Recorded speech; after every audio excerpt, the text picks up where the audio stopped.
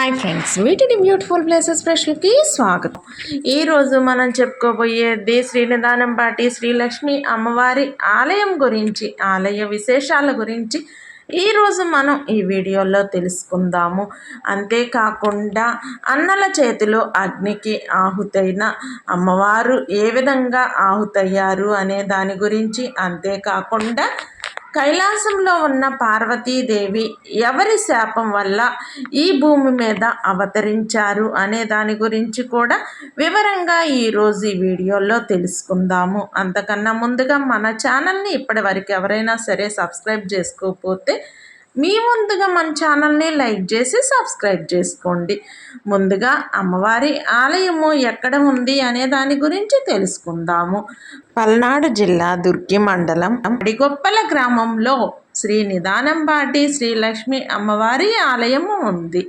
పేరులోనే శ్రీలక్ష్మి అని ఉన్న అమ్మను పార్వతీదేవి అంశగా భావిస్తారు. అమ్మవారు కైలాసంలో ఉన్న పార్వతీదేవి ఎవరి శాపం వల్ల ఈ భూమి మీద అవతరించారు అనే దాని గురించి ముందుగా తెలుసుకుందాము.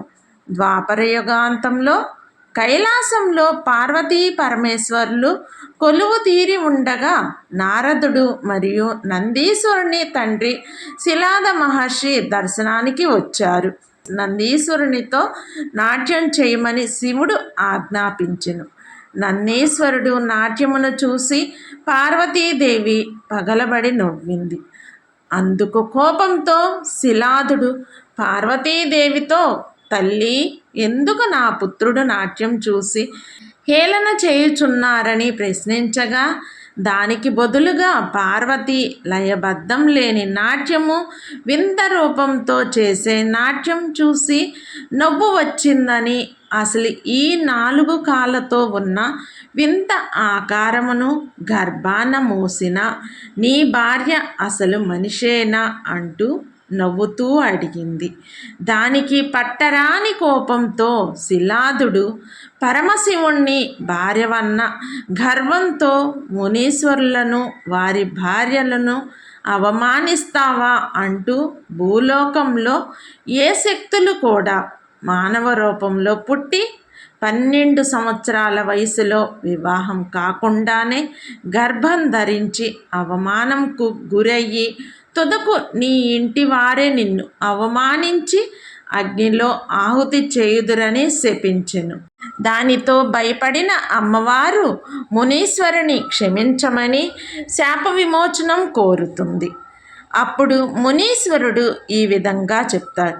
భూలోకంలో పరమనిష్టాగరిష్ఠుడైన శివుణ్ణి అనునిత్యం కొలిచే యాగంటి అను కమ్మవారి కులంలో జన్మిస్తావు. మరియు నీకన్నా ముందే కైలాసంలో కామధేనువు వారి ఇంట గోవుగా జన్మిస్తుంది. అనునిత్యం ఆ కామధేనువును కొలువుము. ఆ గోవు పంచకము వలనే నీకు మాయా గర్భం వస్తుంది. నీ గర్భంలో నందీశ్వరుడు సూక్ష్మ రూపంలో ఉంటాడు అని పలుకుతూ మీ మానవ రూపం అంతటితో శాప విముక్తి కలుగుతుందని ఆ తల్లికి శాప విమోచనం చెప్తాడు. ఇదంతా చూస్తున్న శివుడు నోరెత్తకుండా మౌనంగా ఉండటం గ్రహించి, పార్వతీదేవి, ఏమిటి స్వామి, ఇంత జరుగుతున్నా మీరు నోరు మెదపకుండా అలా ఉన్నారు? నందీశ్వరుడు నా కుమారుడు లాంటివాడు. అతన్ని చూసి నేను నవ్వటం ఏమిటి? ఈ శాపం ఏమిటి అని ప్రశ్నించింది. దానికి బదులుగా పరమశివుడు, మరిచితివా పార్వతి, గజాసుర మరణం తర్వాత నందీశ్వరుడు నీ గర్భాన జన్మించాలని వరం కోరగా నువ్వు వరం ప్రసాదించావు. ఇప్పుడు జరిగినదంతా విష్ణుమాయ. లోక కళ్యాణం కోసం నువ్వు భూమిపై అవతరించవలసిన సమయం ఆసన్నమైంది. చెందకు అని పరమశివుడు పార్వతీదేవికి చెప్తాడు. ఈ విధంగా శాపానికి గురైన పార్వతీదేవి మానవ రూపంలో ఈ భూమి మీద అగ్నికి ఏ విధంగా ఆహుతయ్యిద్ది, ఎవరింట జన్మిస్తుంది అనే దాని గురించి కూడా తెలుసుకుందాము. పార్వతీదేవి నిదానంపాడులో ఉన్న యాగంటి రామయ్య సుగుణమ్మ దంపతులకు జన్మించెను. ఆమెకు శ్రీలక్ష్మి అని నామకరణం చేశారు. ఆయనకు నలుగురు మగ సంతానం కలరు. మూర్తయ్య, వెంకయ్య, నర్సయ్య, లింగయ్యలు. ప్రతిరోజు శ్రీలక్ష్మి గోశాలకు వెళ్ళి కామధేనువుకు నమస్కరించి 3 ప్రదక్షిణాలు చేసి కామధేనువు గోపంచకము స్వీకరించేది. ఇలా 12 సంవత్సరాల వరకు అనినిత్యం చేసేది. ఒకరోజు ఒక ఆంబోతు రామయ్య గోశాలపై పడి కామధేనువుతో బలవంతంగా క్రీడించింది. అదే రోజు కూడా శ్రీలక్ష్మిలాగే గోశాలకు వెళ్ళి కామధేనువుకు నమస్కరించి గోపంచకం స్వీకరించగా ఆంబోతు వీర్యకణాలతో ఉన్న నీరు శ్రీలక్ష్మి గర్భంలోకి వెళ్ళి గర్భం దాల్చేలా చేసింది. అప్పుడు శ్రీలక్ష్మి రజస్వల కూడా కాలేదు. కానీ ముని శాపం వలన గర్భం ఈ విషయం తెలిసిన గ్రామస్తులు ఆమెను వారి ఇంటి వారిని చాలా అవమానించారు.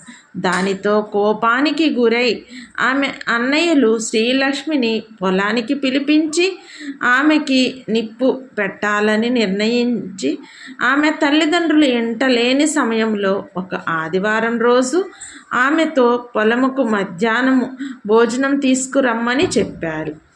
అన్నల్లో చిన్న అన్నయ్య అయిన లింగయ్య తన అన్నల మాటల ద్వారా చెల్లిని అంతం చేయుచున్నారని అర్థమయ్యి, అన్నల్లారా, శ్రీలక్ష్మికి గర్భం దైవలీల అని ఆమెను ఏమీ చెయ్యవద్దని వారించాడు. కానీ మిగతా అన్నలు అతని మాట వినలేదు. అన్నలు బలవంతంగా శ్రీలక్ష్మిని అగ్నికి ఆహుతి చేశారు. అది కూడా మిట్ట మధ్యాహ్నం 12 గంటలకి. అప్పుడు శ్రీలక్ష్మి అమ్మవారు గ్రామస్తులకి ఈ విధంగా చెప్తారు: ఓ గ్రామ ప్రజల్లారా, నేను యాగంటి వారి ఇంట కారణ జన్మురాలిగా జన్మించాను.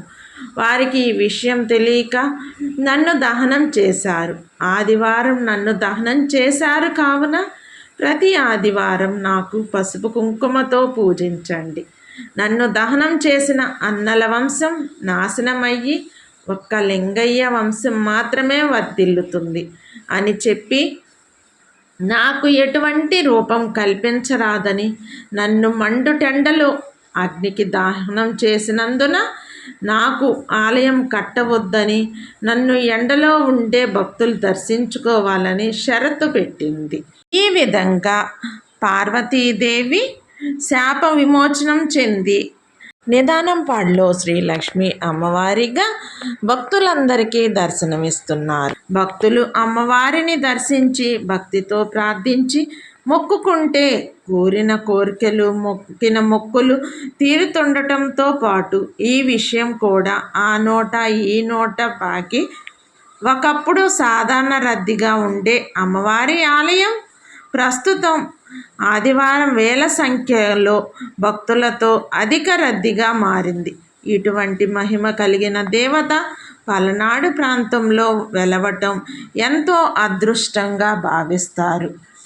ఇది ఫ్రెండ్స్, అన్నల చేతిలోనే అగ్నికి ఆహుతైన శ్రీ నిదానంపాటి శ్రీలక్ష్మి అమ్మవారి ఆలయ చరిత్ర మీ అందరికీ వివరంగా అర్థమైందని అనుకుంటున్నాను. ఇప్పటివరకు మన ఛానల్లోని ప్రతి ఒక్క వీడియోస్ని ఎక్కడా స్కిప్ చేయకుండా ఇంతగా ఆదరిస్తున్న ప్రతి ఒక్కరికి ధన్యవాదాలు. మీ ఆదరణ ప్రతి ఒక్క వీడియో కూడా ఇలానే ఉంటుందని ఆశిస్తున్నాను. జై శ్రీ నిదానంపాటి శ్రీలక్ష్మి అమ్మవారికి జై అంటూ అమ్మవారి నామస్మరణ చేద్దాము.